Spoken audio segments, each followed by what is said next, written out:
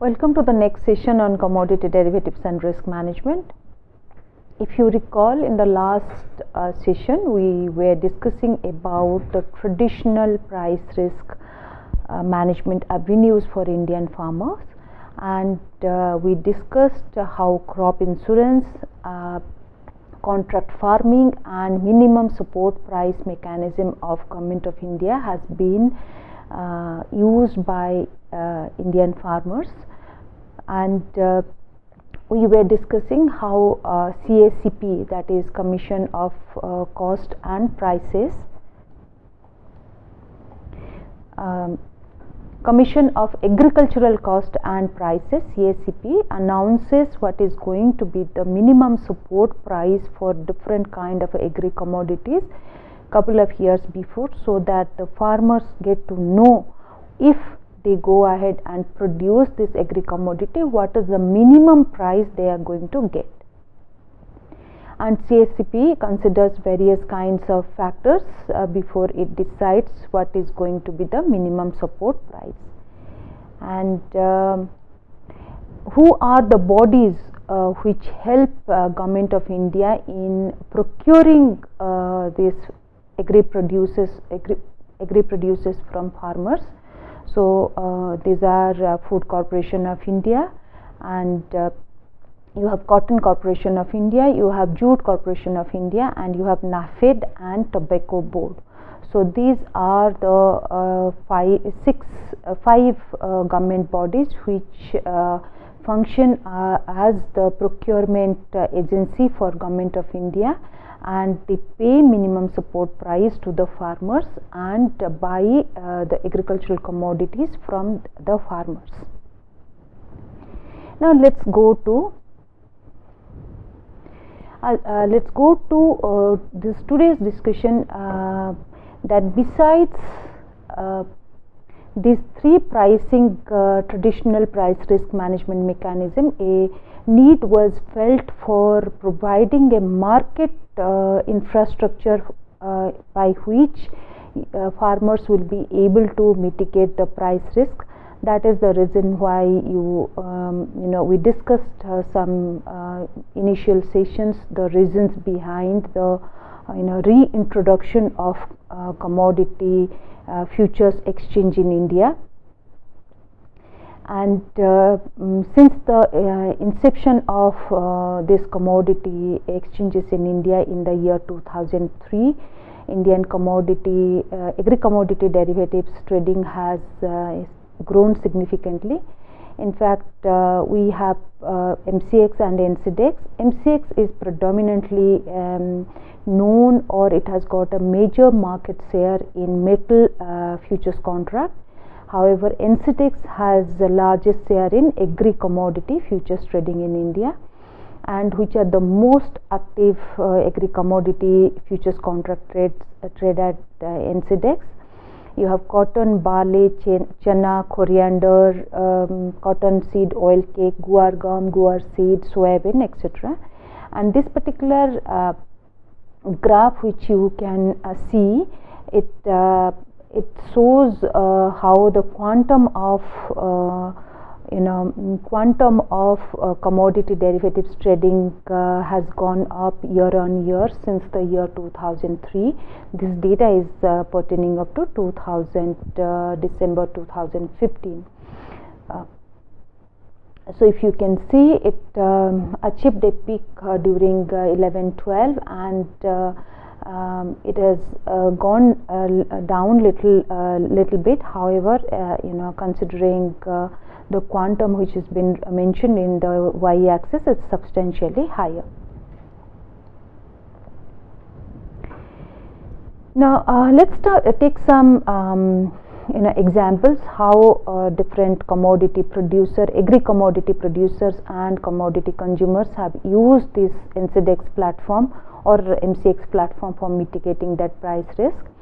We have discussed many a times that a party who is long on asset and is fearing that price is going to go down in future, that party will be able to mitigate the price risk by entering into short futures contract.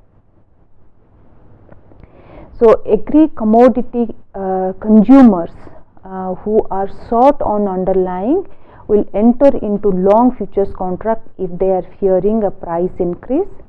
Similarly, agri-commodity producers who are fearing that price will go down in near future, they will be able to enter into short futures contract if they are fearing the price is going to decline in near future. In fact, in this context, I would like to share a very good initiative which has been taken by National Commodity Derivative Exchange, and this is a case study which is available at NCDEX website. This is the Rahim Pragati Producer Company Limited. So this is a producer company, and many small farmers have joined hands to form a producer company, because if you know, a small farmer may not be educated enough, a small farmer may not have the necessary skill set, may not have access to trading platform, and may not have the amount of minimum trading lot required to enter into a futures contract. So by forming a producer company and by aggregating the produce, they are using this exchange platform to hedge commodity price risk.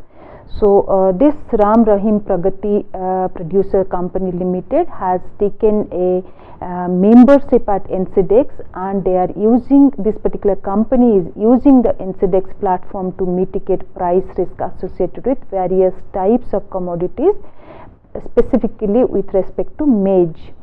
So this when I visited the company's website to understand more about how this company is leveraging NCDEX platform to mitigate the price risk of the small farmers, the company website mentioned that the company is first emerging as one of the India's largest producer-owned agri-value chain company. I want all of you to focus on the word producer-owned.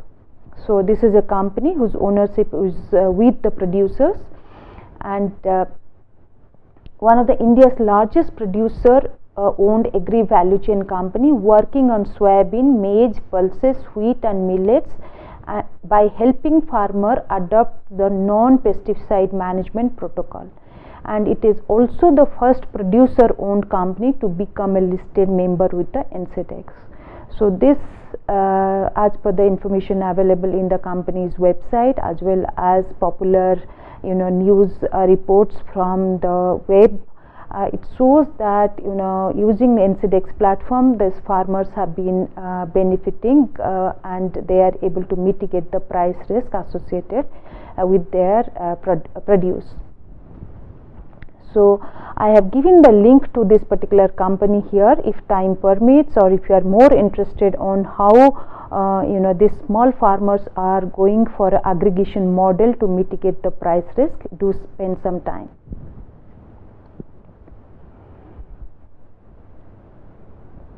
Now question comes to, what about other value chain partners? How do they mitigate the price risk? You have commodity producer, agri-commodity producer, they enter into a short futures contract. Agri-consumers, they enter into long futures contract. But what about the value chain partner? Let's say a wholesaler or an exporter. Let's take an case of an exporter which is into export of various spices. So what the exporter does is that it buys spices from the open market and exports it to different parties or different countries. Let's say if this particular export house has already holding the inventory and does not have any fixed sales commitment.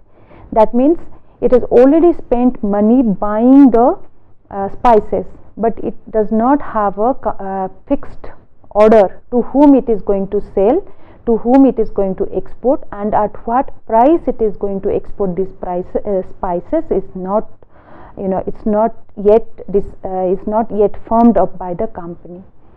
So in the meantime, if the the prices of spices goes down, the company incurs loss. Also, the company, in the meantime, the company must have spent considerable amount of money in storage, insurance, packaging costs. So in that case, how the company will be able to mitigate the risk? The risk associated with this long position in the underlying spices can be mitigated by entering into short futures contract. So in this case, the wholesaler or the exporter can enter into a long futures contract. As and when it gets an export order, it will be able to deliver the underlying deliver the spices to the buyer and square up its short futures position. Now let's take the next situation. Let's say the exporting house or exporting company has a firm export order at a fixed price. It has agreed to deliver, let's say 300 tons of some spices to some exporter based in Dubai. However, this Indian export house does not have the inventory in its hand, and if it goes to the market on a given day, it may not get 300 metric ton of spices at a reasonable price. Even if it gets a price at a reasonable 300 metric tons of spices at a reasonable price, it may not get the desired quality. So how the exporting house will be able to mitigate the risk in this case? So instead of going for a bulk purchase on a given day, the export house can enter into a long futures contract, and as and when it starts aggregating or buying the spices from the open market, it can go on squaring up its position by taking a short futures contract. So let me summarize what I just mentioned. A middleman or a value chain partner may be a long on asset or may be short on asset. When the export house is holding inventory without any fixed sales commitment, it is long on asset, and it will be able to mitigate that risk by entering into a short futures contract. Similarly, when the same export house has a firm export order but it does not have the underlying inventory in its hand, it will be able to mitigate that risk by entering into long futures contract, and as and when it buys the inventory from the spot market, buys the spices from the spot market, it can start squaring up its long futures position. In that case, in both the cases, it will be able to at least protect its margin by entering into the futures contract. So in fact, there is a company called PC Kannan and Co, which hedged its coriander prices at NCDEX. So you can visit the link provides how this PC Kannan and Co hedged its coriander price risk at NCDEX. It's a very beautifully prepared document, and you can spend some time to get an understanding of how in real life company use this exchange platform for mitigating price risk.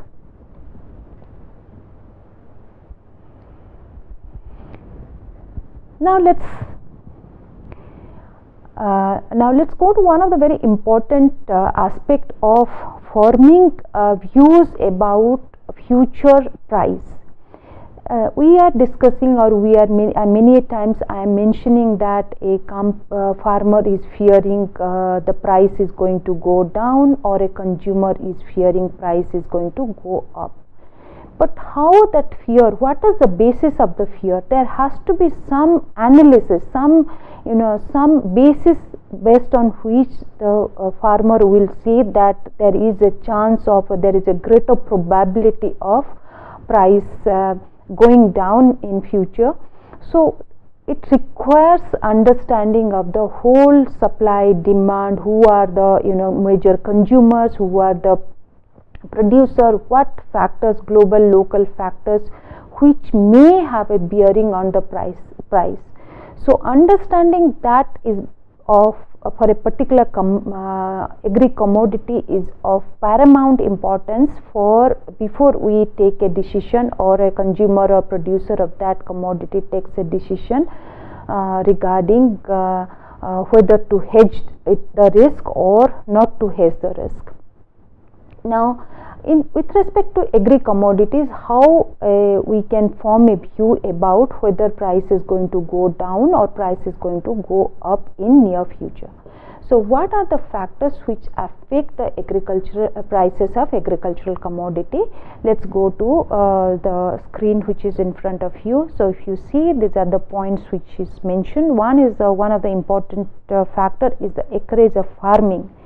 So what has been the how many hectares has been used for plantation of that crop. So that is a very, very important indicator of what is going to be the total likely quantum of the production if everything else remains constant, where the parameters do not change.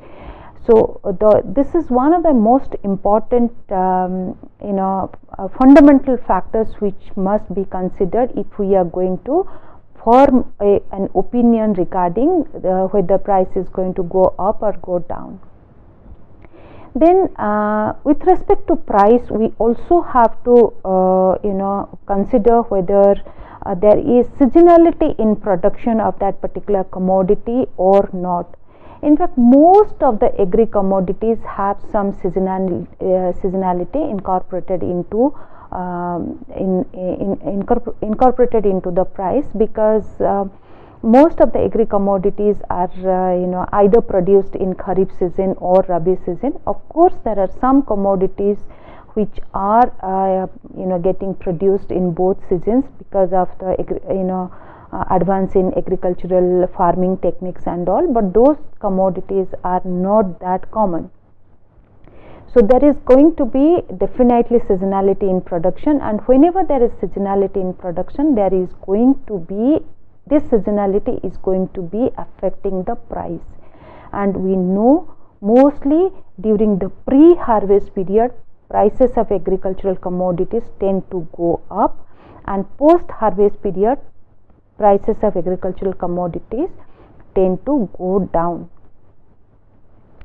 Of course, the decline of post-harvest period depends upon the availability of warehouses or storage.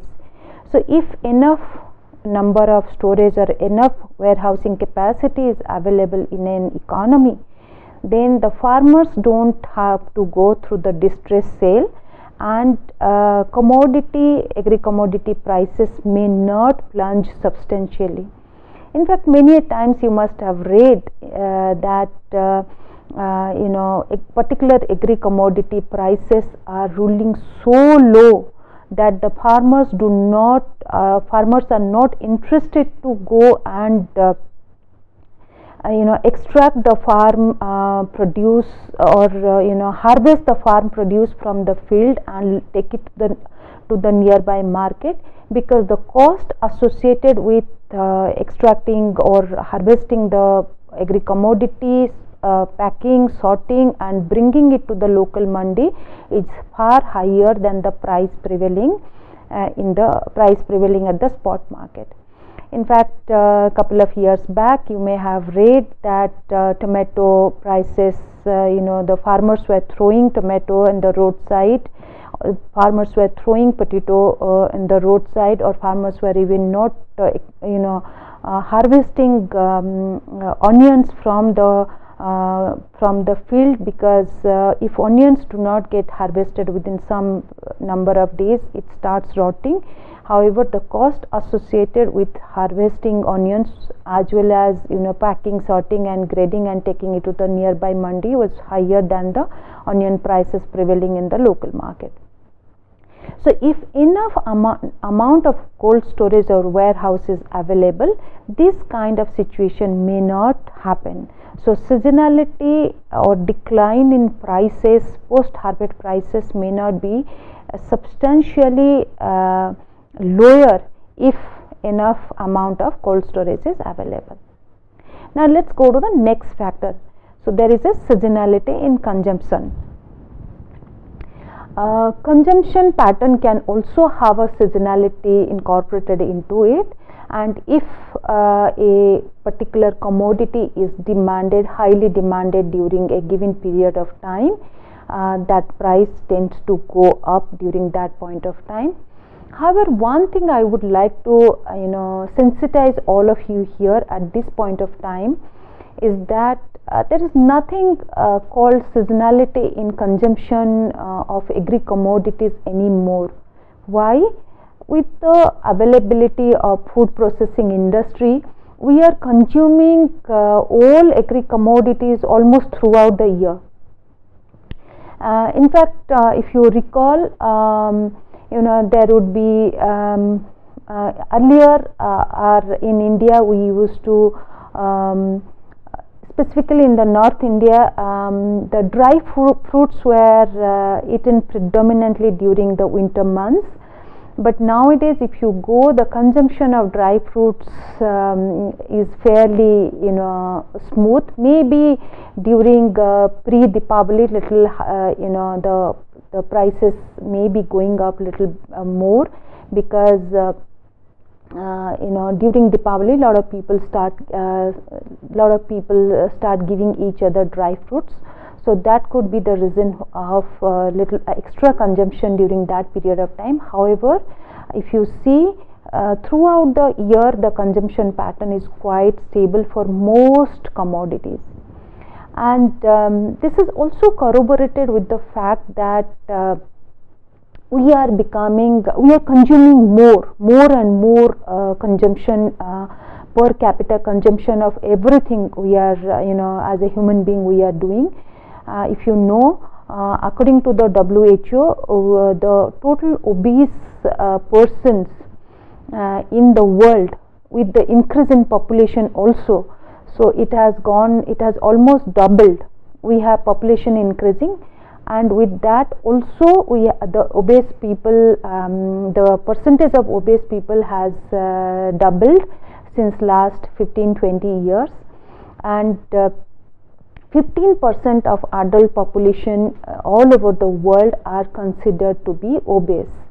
And also one thing on a lighter note I would like to share is that female are more obese than male population. So anyway, I don't want to discuss any more about it.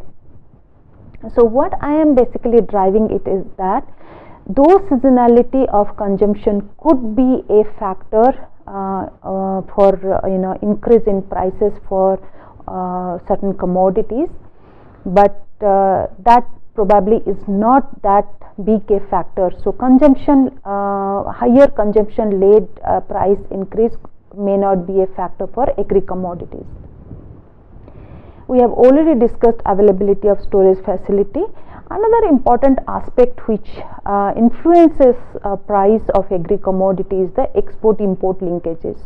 So if a country is open to export its agri commodities to other countries, or it is open to import agri commodities into the country, then the commodity prices do not exhibit that kind of or that significant volatility. So whenever the local price increases, there will be export houses or export import houses who will be bringing the commodities into the country, and whenever foreign country the price increases vis-a-vis the domestic prices, they will be exporting those cheaper commodity to the other locations. So if a country has export-import linkage for agricultural commodities, that country prices at that country may not be exhibiting higher seasonality. Also, another aspect, which is the regulatory factor influencing future spot price. As we discussed, even if many times the supply demand situation should be such that there should be great amount of variability, however, many times government of a country ensures that there is not much of a volatility or price fluctuation in certain commodities. Government mechanism ensures that the price change or price volatility remains within certain label, and this specifically, let's take an example of Government of India. If you recall, we discussed about minimum support price in the previous session. So the minimum support price ensures that the farmers get some base amount of price. So even if there is a bumper production for a particular commodity, price does not go down substantially, because the minimum support price ensures that the farmers are given some basic price. So when a farmer is getting this suppose X amount of price, any other party has to pay little more than X price to buy the goods for the farmer. So minimum price prevailing in an economy will be, or the floor price will be, the minimum support price.